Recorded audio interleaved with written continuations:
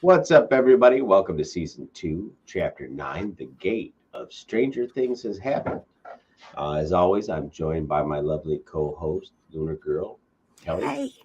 How you doing? Pretty good. And that's my bro, Don Della Snooch. It's true. It's true. It's been a while.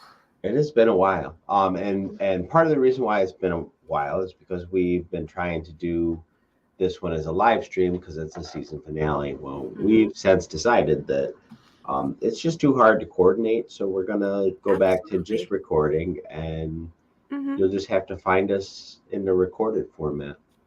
Absolutely. We'll still do the live premiere, as you can see. I'm in the chat right now. I mean, it's Thursday night right now, but you're watching us on Saturday night in the future, and I am live in that chat right now. So you guys are always watching it live, but we recorded it before. Yeah. So go figure. It's just easier that way. I mean, like, you had a whole bunch of adulting going on, and my kid had a medical procedure, and woohoo, COVID's still a thing 3 years later. Yep. So, you know, we'll just keep recording until we feel like going live. Yeah, absolutely. Yeah. Well, we're finally here with our season 2 finale. Yes. How did you feel about it? I liked it. I thought it was a really good episode. It kind of had some weird pacing. It did have weird pacing. For an episode of this show, for sure. But I liked it. Didn't the last one end weird, though? Like, there was all the drama, and then it, like, settled into, like, Christmas or something? Yes. So maybe it's not weird. Maybe that's a thing they're doing on purpose. Well, it, like, had all the feels. Like, there was suspense. There was freaking out. There was, this is pissing me off. And then there was, like, little sprinkles of humor in there. And then the end was like, oh, so good. And then there was, what the fuck? So yeah, I thought it was a great episode. There was a lot of what the fuck. The end was like, really, what the fuck, though? Yeah, for sure. Yeah. Well, you want to dive into it? Yeah. Fucking dive into it.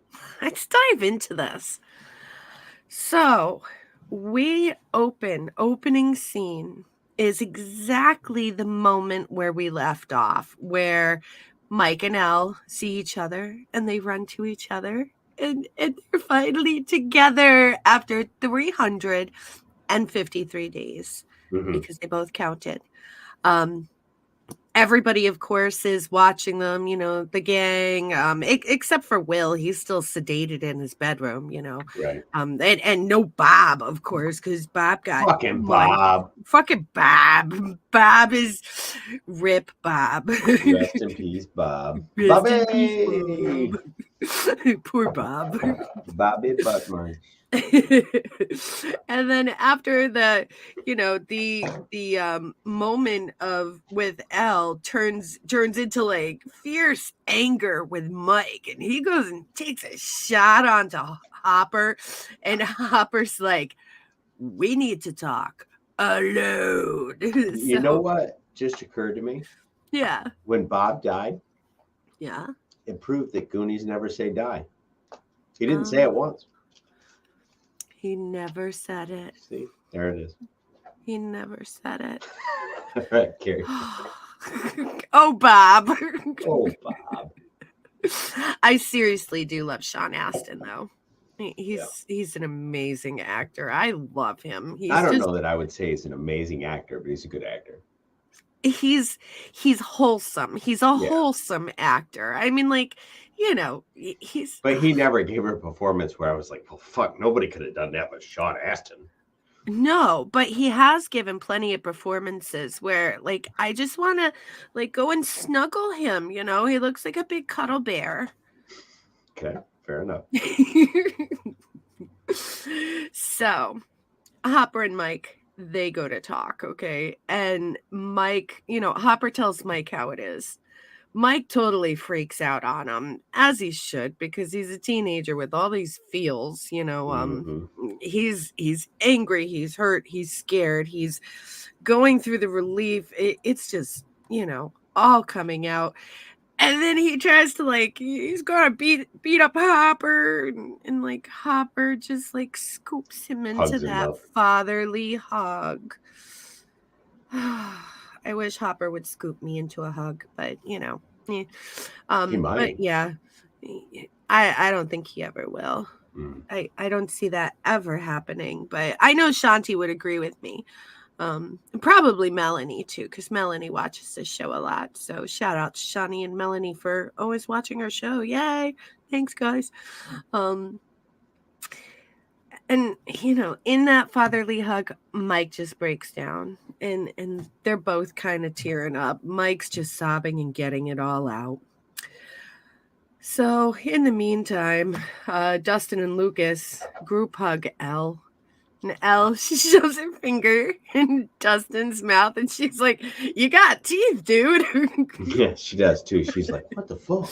Yeah, she's like, "Teeth." Dustin's like, "What the fuck?" You know, Who and she's does like, that? "Teeth." And of course he purrs, you know, because Dustin keeps doing that weird purr. Yeah. He's such a dork. Mm-hmm. Max tries to introduce herself to Elle, and Elle just gives her the cold shoulder because the last thing that Elle knew was that, you know, she thought that Max was trying to get with Mike, you know. Mm-hmm. So teenage girls do that shit. They're little cats. Right. Instead, Elle goes and, you know, gives Joyce a hug and asks to see Will. You know, she's going to get down to business. Will is still sedated in bed. Joyce, you know, is talking to her and she's like, "Dude, Elle, you're the one who opened the gate. Can you close the gate?" And we fade into demagogues everywhere. The demagogues. And then the opening credits start. And that was the end of the first scene. Right. I was wondering earlier. I was sitting there thinking, what if when this all wraps up at the end of chapter or season 5, Yeah. we find out that the guy that created Dungeons and Dragons, I believe the guy's name was Gary Gygax for whatever reason. I think you're right. I know it was Gary something. Gary Shandling. Gary Shandling. Why not? Dr. Paul Reiser and Gary Shandling, the inventor of Dungeons and Dragons. Gary Gygax. Anyway, it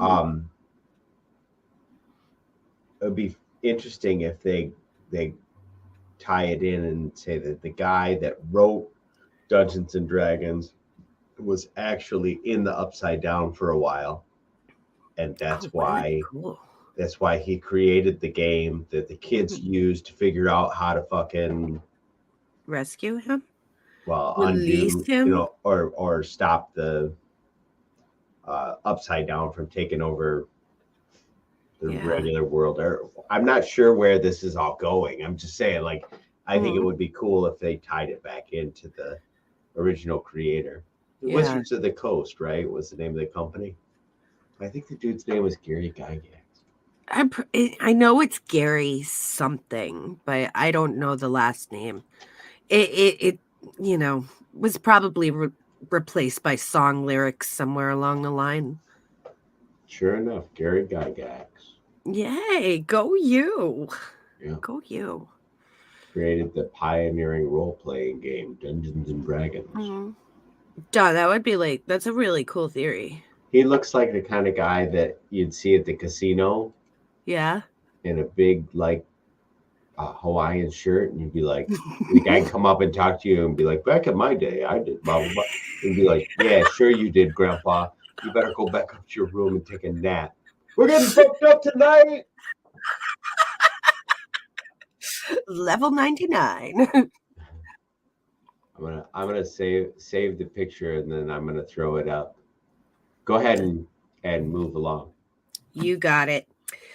So, oh yeah, and as the opening credits were, scrolling and everything we just saw, all I could think about was like, "Elle, would you wipe your damn nose? You've been walking around this whole house hugging everybody. You've got blood pouring out of your nose, girl. Like, go blow your nose."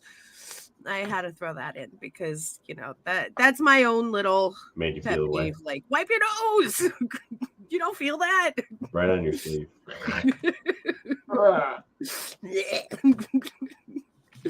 Anyway, so now we're all of a sudden we're with Karen, okay, and Karen's in the bathtub in a little bubble bath with her hair beautifully in an updo, candles everywhere, Barbara Streisand on the radio, and Karen's reading a little smut book. She's got that romance novel, and the doorbell's ringing. And she's like, "Ted, can you get the door?" And the doorbell's ringing. And she's like, "Ted, get the damn door!" But, Ted, who is completely oblivious to life, is asleep in front of the TV and is lazy boy. Ted's a nutsack. So Karen's like, throws her book down. She's like, "Fuck," and throws on her robe and opens the door. And who's standing at the door? But fucking Billy. Billy is like, "Oh, I didn't know Nancy had a sister." And Nancy's like eating it up. She's like, Billy "Oh, ha ha ha ha. Douchebag. I'm not Nancy's sister. I'm her mom." And Billy's like, "Oh, you could have fooled me." And Nancy's like, "Ah ha ha, you must be here to see Nancy." And Billy's like, "Nope, not my type." And he's like puffing his chest out and leaning against the door and, doing his Billy flirty bullshit. Tells they named him Billy because he's Billy Badass. Billy Badass. It's gotta be, Maybe. It's better than Billy Dumbass, but kind of a dumbass. He kind of is a dumbass. But anyway, he tells Karen how, he's looking for Max, giving her the eyes. They're doing their sexy eyes back and forth. Billy's eating a cookie and looking Mama in the eyes, and Karen's thinking of like meow, she's going to be a cougar, and she's writing down the address where she thinks the gang of them are going to be hanging out. And Billy pulls away, and I do believe I'm falling in love comes on the radio. And I'm like, are they trying to, I don't even want to know what they're trying to symbolize with that, but whatever, right? I don't know if they're trying to. Gary Gygax. Ah, there he is. Go back to your room, Dad. The rest of us got shit to do. You know what? He looks like he could be in Red 5 with us. He does. We'd probably hang out with him. Yeah, he's like an amateur podcaster. Yeah, right? Seriously. We'd probably hang out with that dude. That's what you're going to look like in about 20 years. 6 minutes. 6 minutes? Yeah, I'll look like him in 6 minutes. There you go. I'm aging fast. You and me both, buddy. Let's see how much this guy's worth. How much is creating Dungeons and Dragons worth?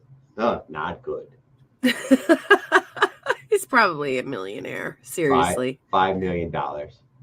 He's probably a millionaire wearing a $20 Kmart outfit. Yeah.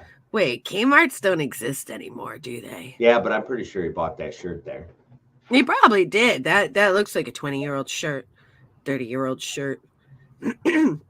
Anyway, so the gang gets together and they're staring at each other.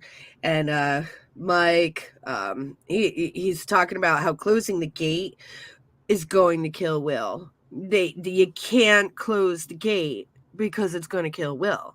Right. Will is a part of the Mind Slayers army. So they're all like, oh, holy shit, you're right.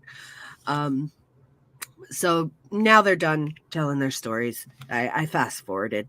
Now we're in Will's room. We keep giving it what it wants, Joyce is screaming. You know, she's like, we need to make the host uninhabitable. And the only way to do that is to make it hot because the Mind Flayer hates the heat. Right. So he wants everything cold. So, you know, Joyce is pretty much done. She didn't even have time to grieve Bob yet. It's only been a couple hours. Right. Jonathan takes Will to Fireball. yeah, like, and then like all of a sudden everybody goes into action. Okay. Jonathan takes Will to an unknown location. Steve and Nancy are outside, and Steve's like, you should go with Jonathan. And Nancy's like, Steve, and Steve's like, it's okay, Nancy. Go with Jonathan. And Steve walks away. And I guess that was their makeup breakup, their nice way of breaking up. Like, yeah. So yeah, they're done. Mike and Elle are saying goodbye. They're afraid they're going to lose each other. And Elle's like, you can't lose me. You won't lose me. And Hopper and Elle, they jump in Hopper's, the Hopper mobile to go to the lab. We figured it out, wasn't it? As a Ford Oh, Bronco, Silverado. Right? Silverado? Was it a Blazer? Yeah. Chevy Blazer Silverado. Chevy Blazer. Yeah. 85 Chevy Blazer Silverado? No, it's not a Silverado. We did have a conversation where I explained to you it's the same thing. It's on the same. Yes, yeah. You did tell me that. I'm fuzzy headed, dude. But the Blazer is not a Silverado. Those are different. I mean, they're the same inside. Okay. I'll take your word for it. Yeah, good. Thanks. I know we did have this conversation though, but I didn't I say that DB had a K5 Blazer Silverado? Ooh. Yeah, 85. Anyway, back to the story. We can talk about that later. I'll update everybody in the chat. Yeah. Kelly, update everybody in the chat now. Don's always right anyway. But I'll just let you guys know what kind of a vehicle DB used to have, because that was a banging truck. I love that thing. Anyway, blah blah blah blah blah blah. Lucas and Max and Steve and Dustin and Mike are left on the porch and watched everybody leave. Everybody's gone. And now first we're going to look at Hopper and Elle. And Hopper's like, you know, Elle, I'm not mad. You know, I just want to know where you've been. And Elle, who has her backup, I want to go see Mama, you know. And Hopper's like, now Hopper turns into Dad. And like, this is where like, this is why dads are the coolest. Yes. Elle, you know, I shouldn't have kept that from you. Elle is like, I shouldn't have left. Hopper apologizes for lying about Mama.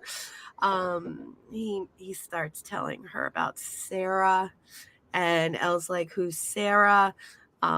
They share a moment.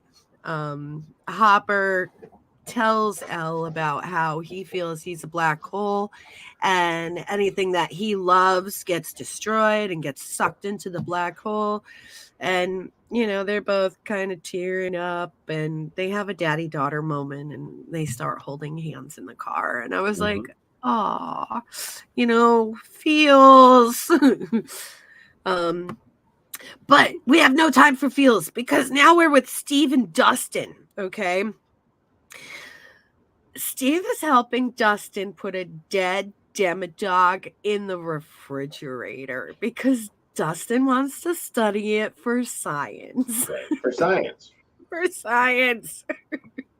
Don't even know if these things can come back to life. And they're like, yeah.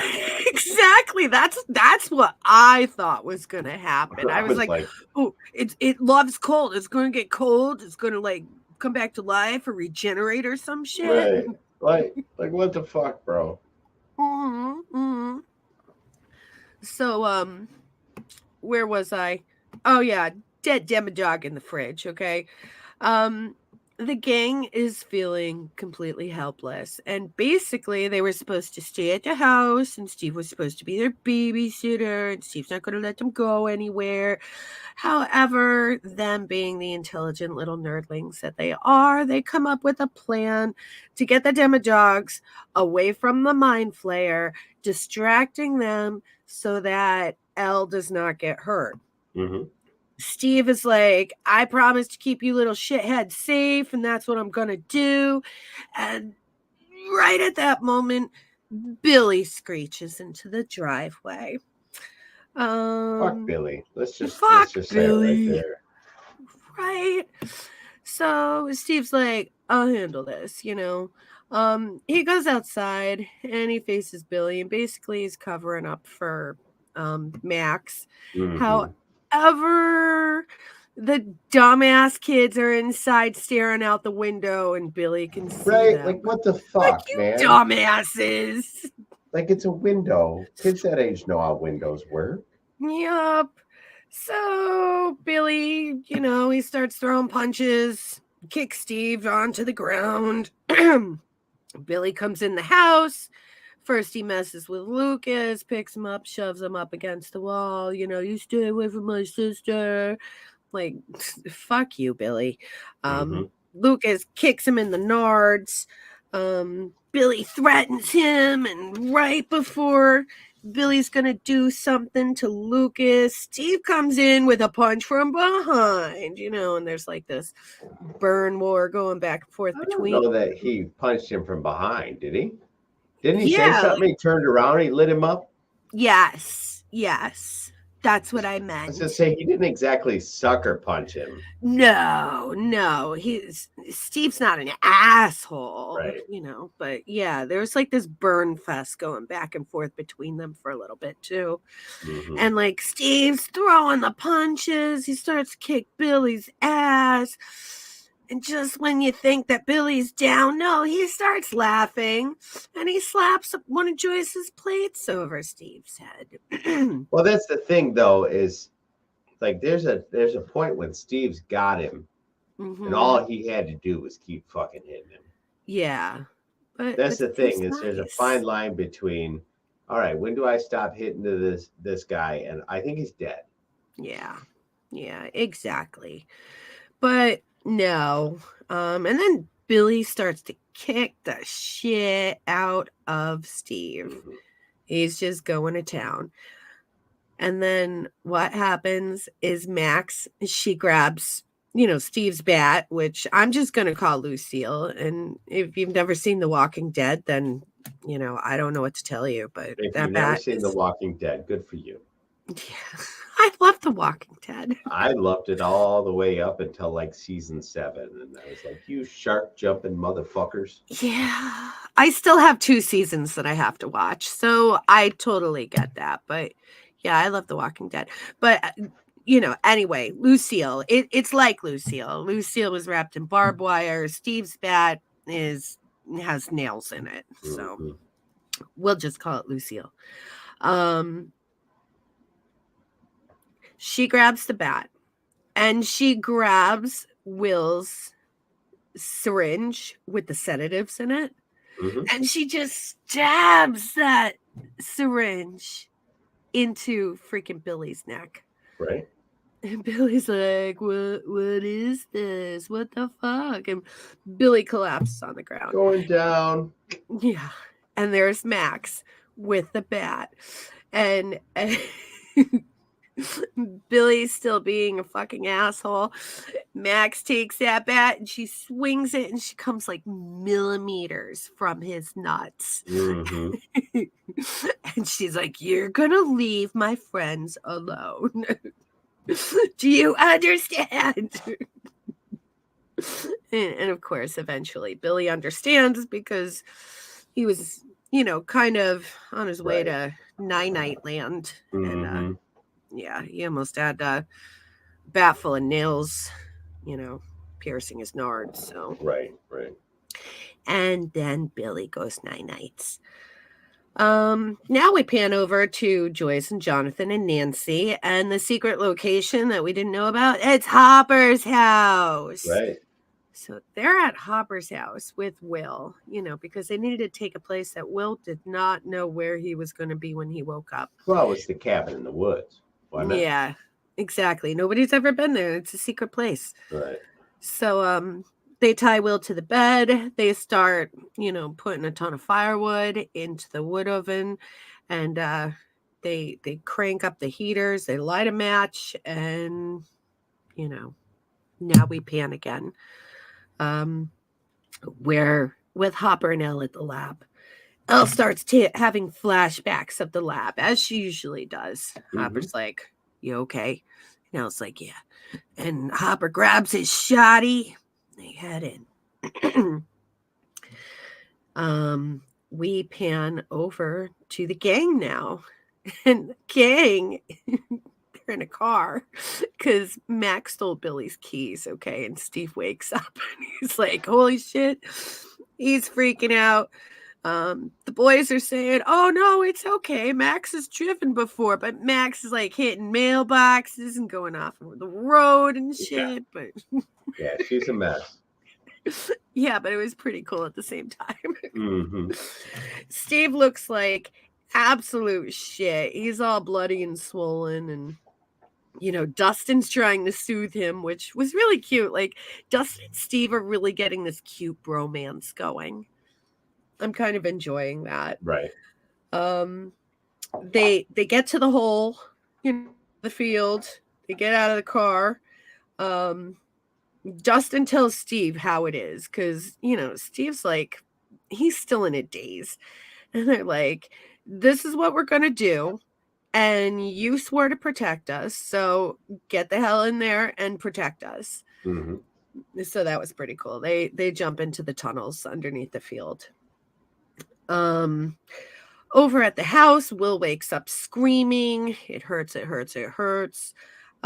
Joyce remembers Bob, like she has that little flash of the last time she hugged Bob, and she's like so pissed off. She cranks up the heater.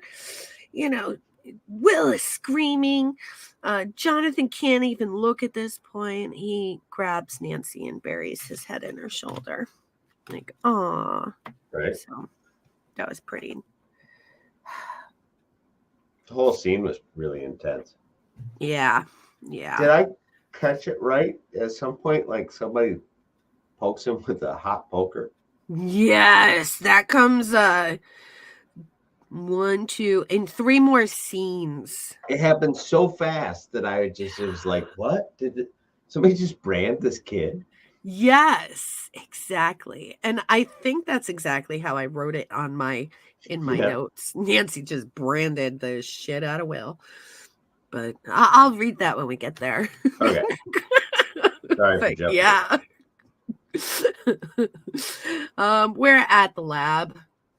We're in the bloody stairwell where, Bob bit the big one. And who do we find there? I thought we were going to find Bob, and I'm like, maybe Bob's still alive, like maybe. But no, it's Dr. Paul Reiser sitting there on the floor in the Bob's stairwell. dead as fuck. Bob's dead. Bob is so dead. He's already eaten and everything. But there's Dr. Paul Reiser, and he's got this big old chunk out of his leg. Hopper decides to make a tourniquet with his belt, takes off his belt, all like sexy like too. Like women really like dig it when a man like takes off his belt like that. Really? Yeah.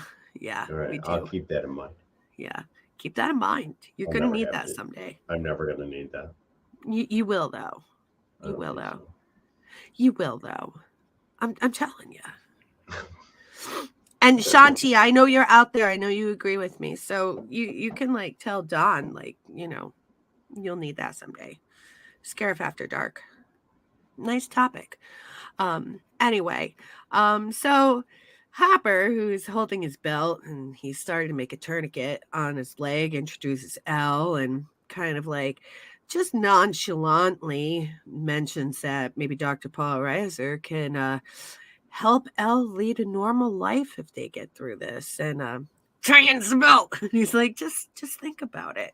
Just think about it. Dr. Paul Reiser's like, oh, okay. That was pretty cool.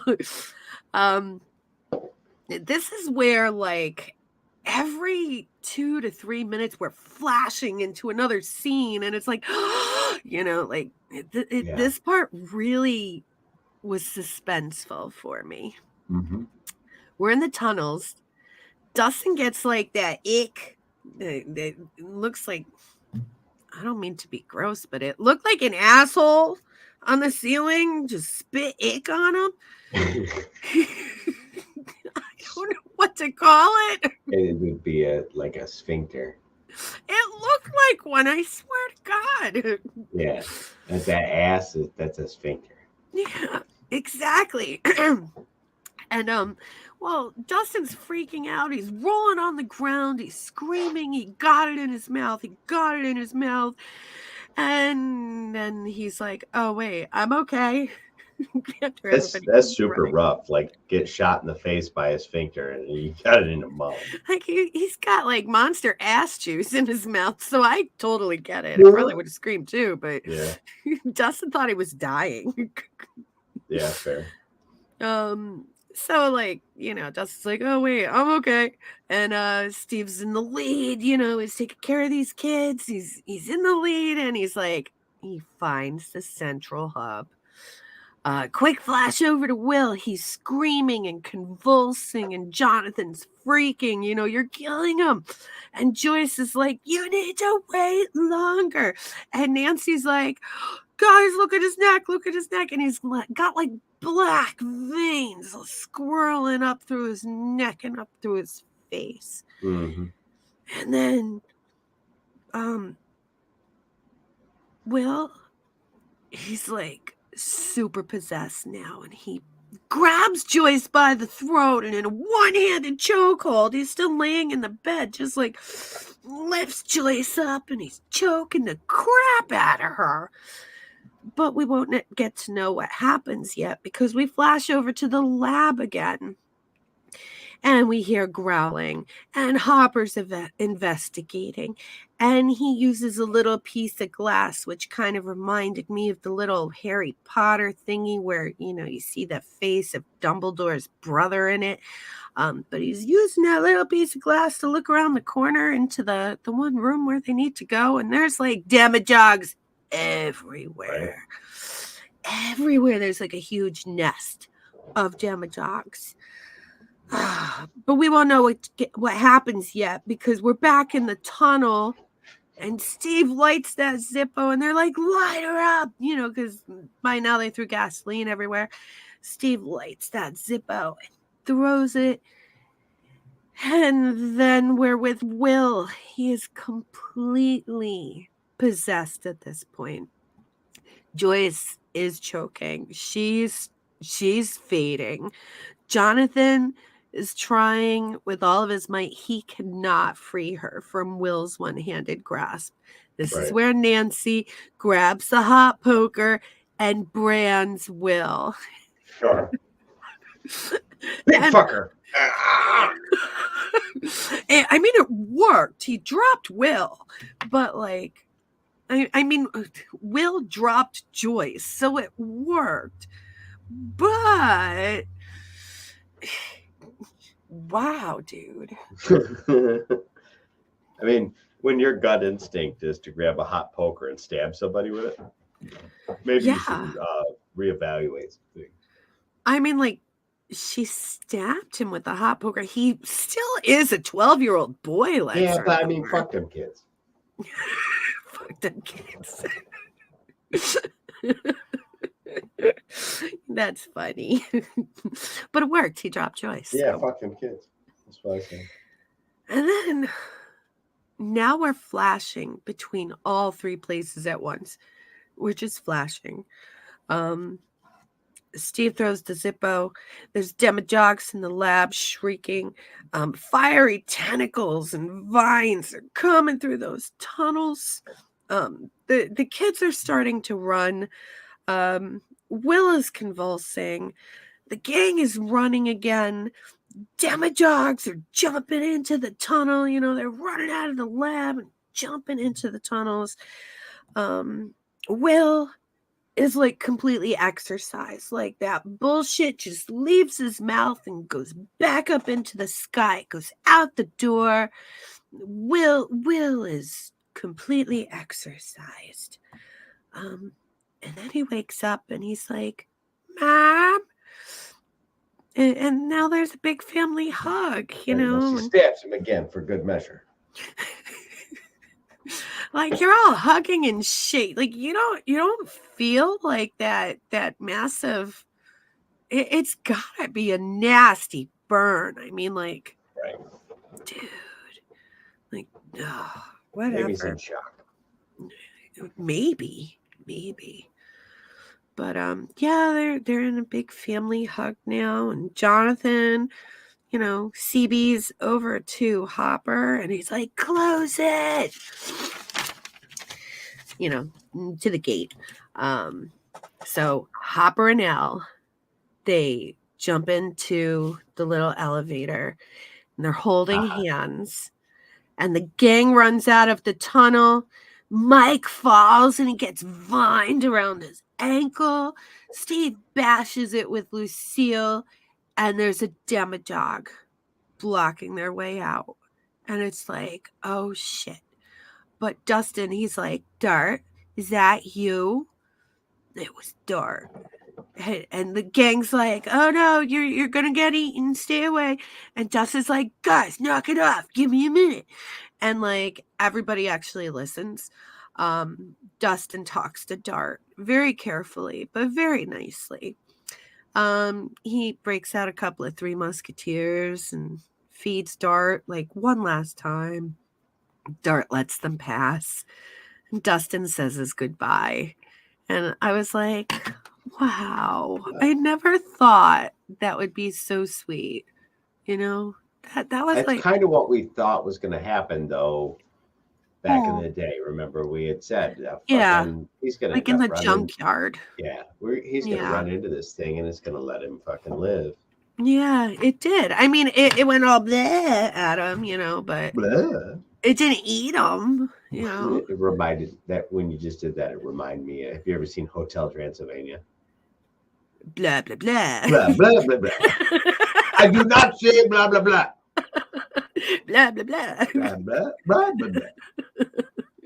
I like that show. That was a good one. That was a really good one. Oh, excuse me. So we get beyond that scene now.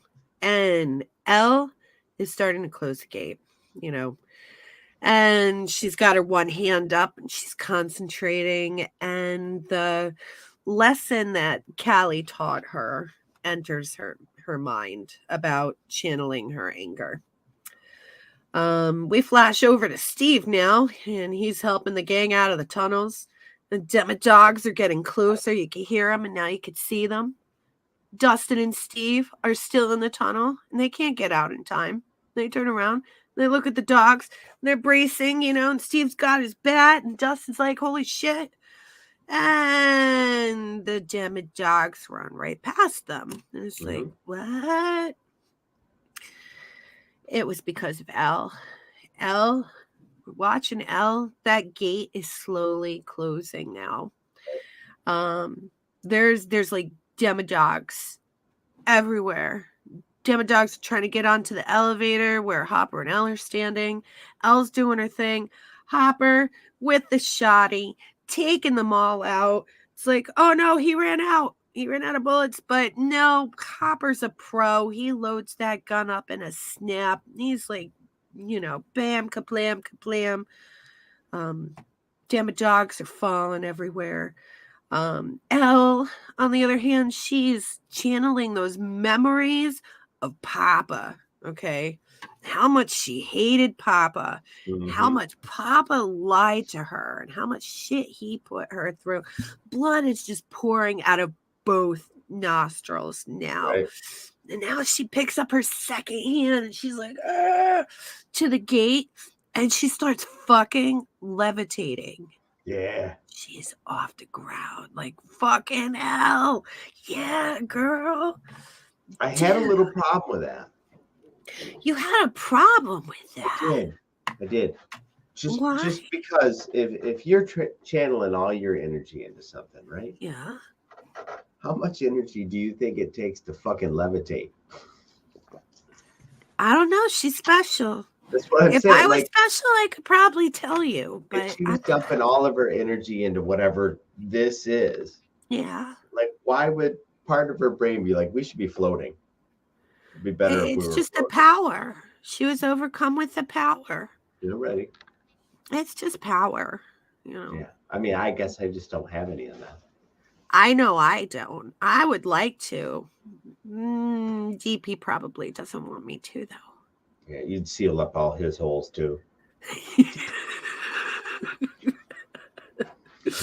Say one more thing, DB, and you're not gonna shit right for a week. Don't make me channel my anger. DB is pretty nice, though. He's on the good list today. Oh, good. Yeah, he was helping me out when he got home from work. I didn't even have to ask him. He's just really nice like that sometimes. So he's good. Nice. Anyway, so she's fucking levitating. All of a sudden, the headlights flash on in the car. Okay. The lights come on in Hopper's house. The gate is closed. Mm-hmm. Demodogs start falling everywhere and they're dying. And Hopper scoops up Elle and they both start crying. Now we're 1 month later. That's my favorite. Every time I see that shit, I fucking think of SpongeBob. SpongeBob. 1 month later. Exactly. This part made me crack up. We see the military that boarded up the doors to the lab, okay? And then they chained it and padlocked it shut. There's this giant sign on there that says restricted area. You see a line of military trucks starting to leave the gate of the lab. And who's outside the fucking lab gate?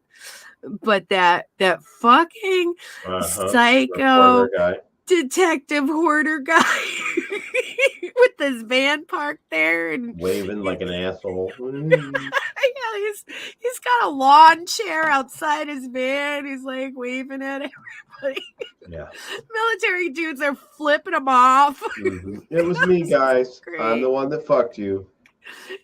Because while all this is happening, you can hear a news reporter talking about the cover-up that went on with his lab and the military, which is the report that him and Nancy and Jonathan completely made. Not all of it was true because remember they couldn't freak out the public, but enough of it was true to give justice for Barbara. So justice for Barb. Barb got her justice. And then while this news reporter is still talking, we see Bob's funeral. Everybody went to Bob's funeral. And then when that scene is over, we see Hopper. Hopper's dressed in civilian clothing. He's not, in any special cop gear. He walks into this bar. So a Hopper walks into a bar. And who's sitting in a booth but fucking Dr. Paul Reiser? He's sitting there and he's also in civilian clothing. Smashing some French fry. Yeah. And yeah, he's got like this massive sandwich, mashed potatoes and everything. And I'm thinking, damn, that looks freaking good. I think it was mashed potatoes and French fries. I don't know. I don't know. It was a dark, dingy bar, I thought he was eating fries. I know he Maybe had a he was sandwich. eating fries. I don't know. I was more concentrating on like Dr. Paul Rice is in the bar with Hopper. Fucking mad about you. Mad about you, baby. I like that show. I used to watch it all the time. Yeah, it was a good show. But what was really cool was, he offered Hopper half of his sandwich. And I'm like, oh, they're bros now. Mm-hmm. And Hopper's like, no, I'm in a diet. I'm on a diet. Yep. And he pushes this envelope right across the table. Hopper opens it. He's like, what's this? And, it's Elle's birth certificate. Mm-hmm. Like, And it's got Hopper as the daddy. And it's got Hopper as the daddy. It still has Terry as the mommy, which was really weird. But, Mm-hmm. I thought that was like, oh. So, it's like her real birth certificate, only tweaked a little bit, but it's her real birth certificate now. Hopper's like, this is so cool. She's going to be a normal kid. And Dr. Paul's like, still give it some time. You let things settle down a little bit. Hopper's like, how much time? How much longer do we have to keep her a secret? And Dr. Paul's like, maybe about a year. And Hopper's like, fuck that. Yeah, grabs that half sandwich and he starts munching tough on it. And he's like, can she have one night out? And I was like, oh, Dad's going to bat for Elle. And Dr. Paul's like, what's so important about one night? And what do you know? Scene flashes over and the middle school is getting ready for the snowball. I'm like, oh, middle school dance. And we all know what a snowball is. I didn't mean it like that. But it was called the snow ball. Oh yeah, I completely understand. It's pretty gross. Really, a bunch of middle schoolers know us. Just I'm never going to be able to take a sip of this coffee.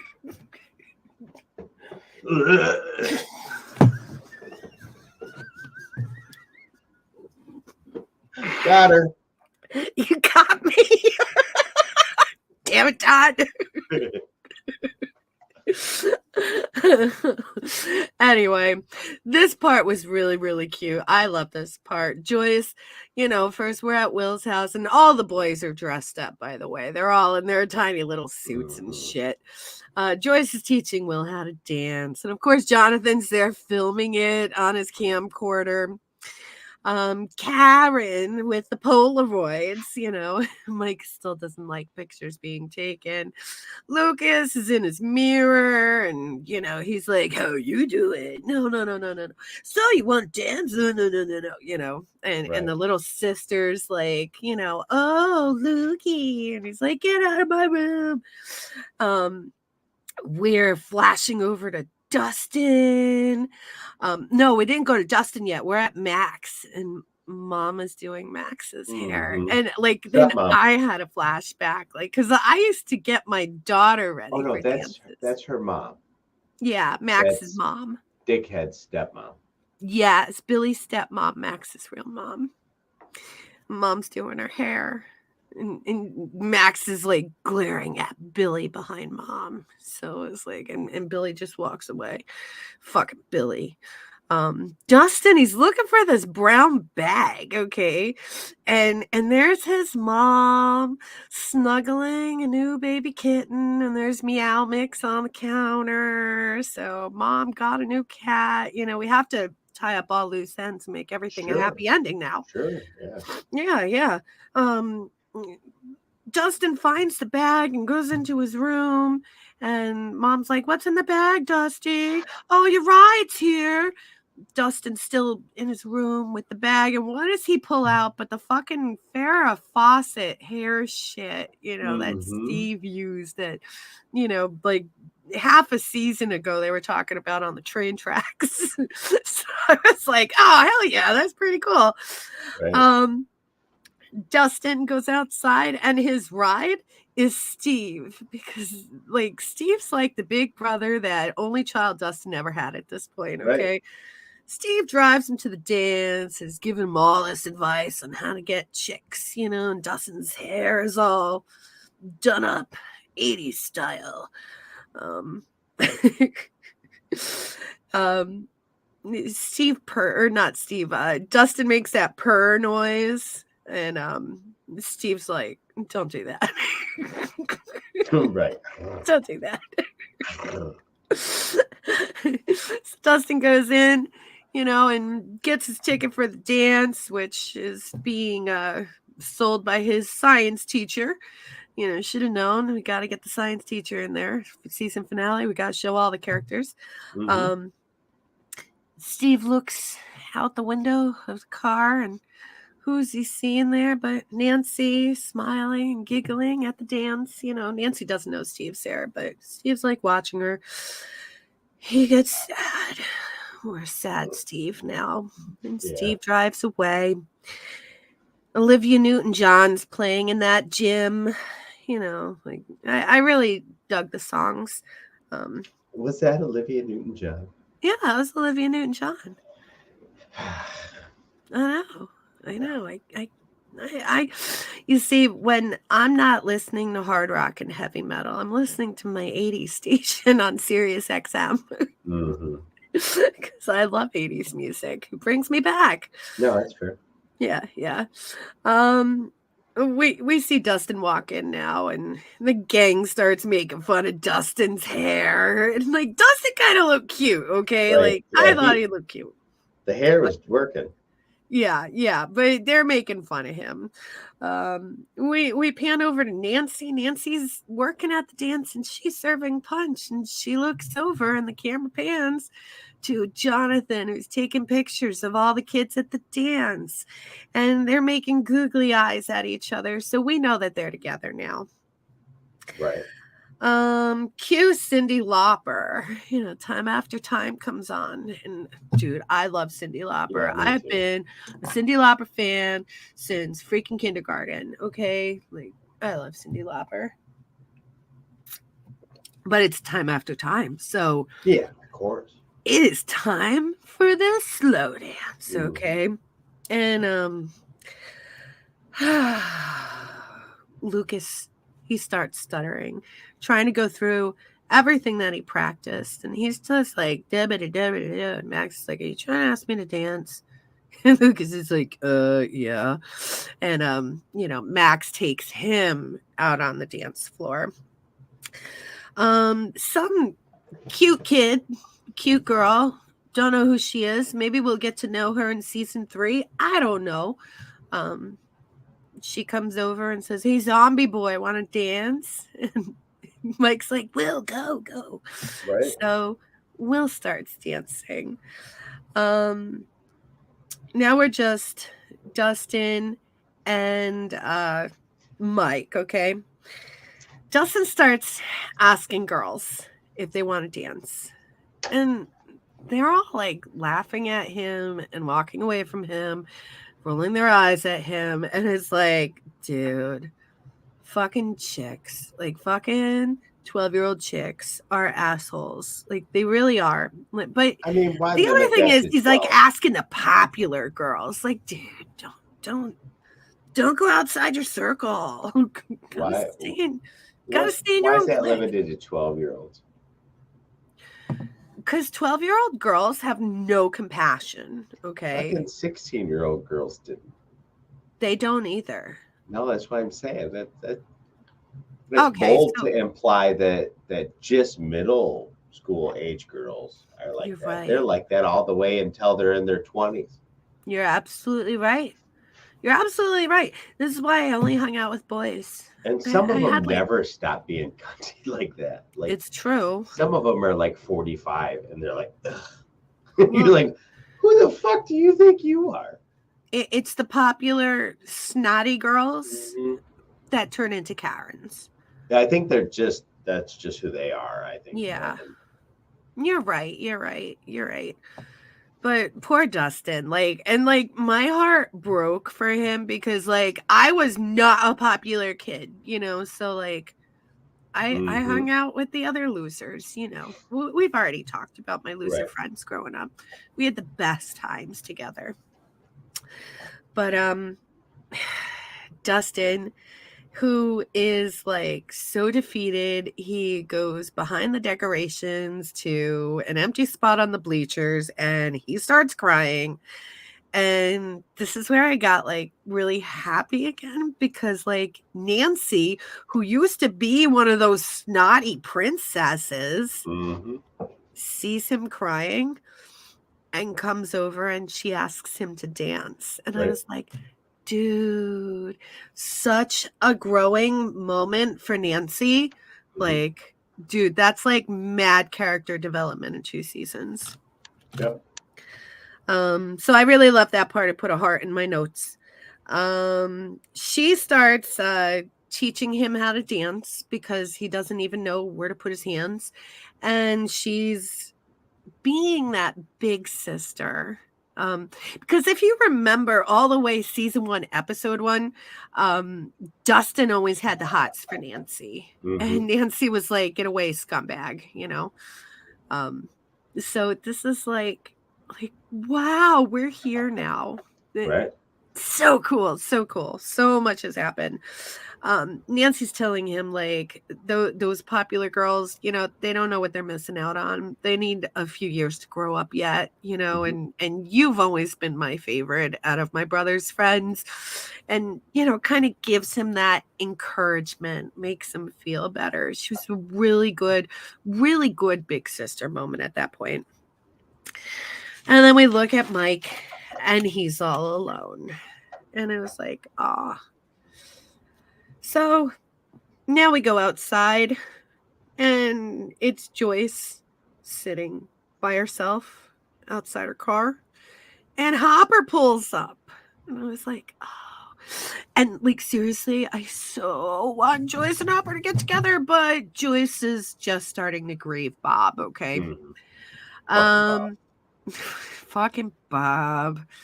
Hopper, just like, you know, when the 2 of them were in high school, pulls out a pack of Camel Whites and he's like, I think so-and-so principal is long gone by now. You want to share one, you know, because like that's what they used to do when they were in school. They shared cigarettes. Oh, Hopper's gonna throw it to her at some point. Man, I hope so. I really hope so. You know what they say about Winona, right? No. She's got a big brown beaver.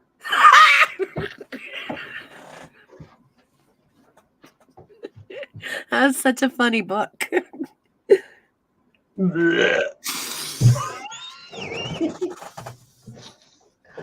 Got her again. Oh my gosh. Holy shit. 57 after. We gotta shut up. Okay. All right.